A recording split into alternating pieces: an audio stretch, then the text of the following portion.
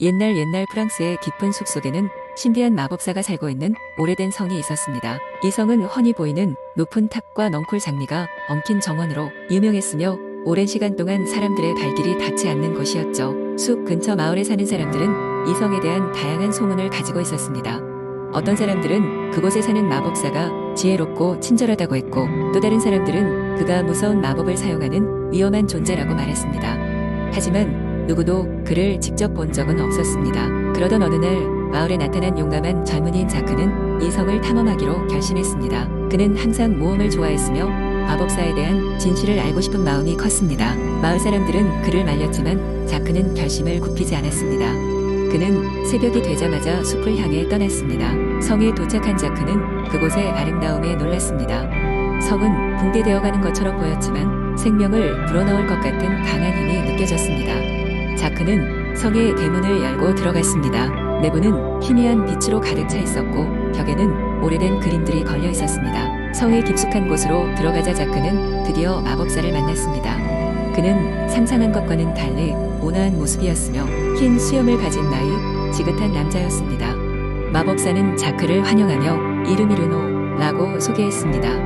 르노는 자크를 자신의 작업실로 안내했습니다. 그곳에는 온갖 종류의 신비로운 물건들이 가득했고 천장에는 별들이 빛나는 그림이 그려져 있었습니다. 르노는 자크에게 많은 이야기를 들려주었습니다. 그는 마법이란 자연의 힘과 조화롭게 살아가는 방법이며 그것을 통해 사람들을 도울 수 있다고 말했습니다. 자크는 르노의 이야기에 감명받아 그동안의 소문이 틀렸음을 깨달았습니다.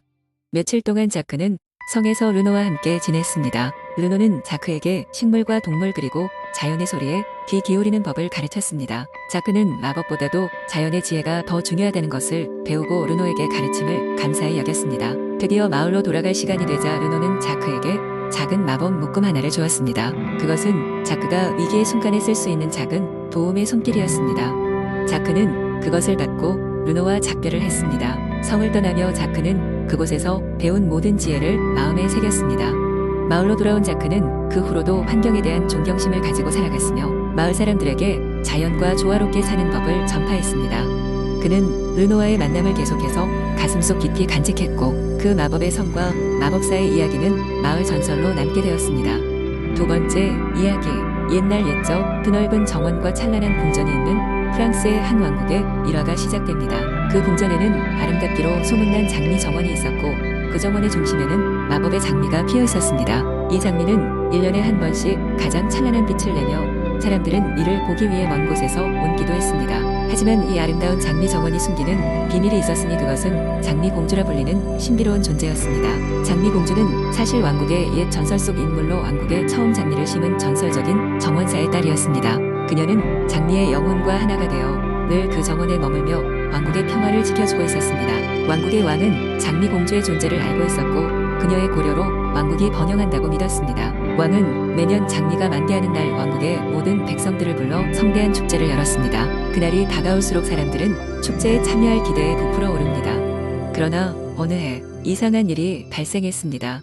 그해 들어 장미의 색이 점차 빛을 잃고 마침내 만개하는 날에 이르러서는 완전히 시들거나 병든 모습이 되어버렸습니다.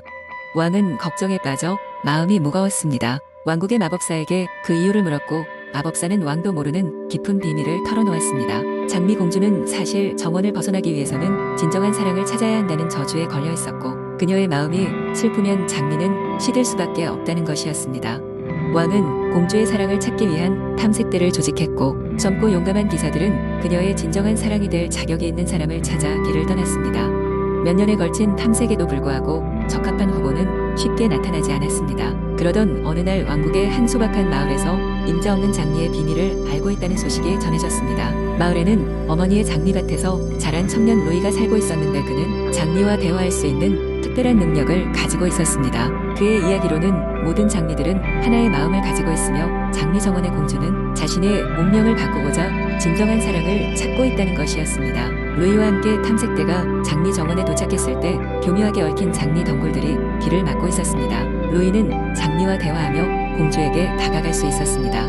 그런 연후에 장미 공주는 자신의 모습을 드러냈고 그 순간 그녀와 루이는 서로가 운명임을 깨달았습니다. 둘은 서로의 눈을 바라보며 애틋한 마음을 나누었고 그 그들의 진정한 사랑이 장미 정원의 저주를 풀었습니다. 장미 정원은 이전의 찬란함을 되찾았고 장미 공주는 비로소 인간의 모습으로 왕국과 함께할 수 있게 되었습니다. 왕은 두 사람의 사랑을 축복하며 성대한 결혼식을 열었고 왕국은 다시 번영과 행복에 휩싸였습니다.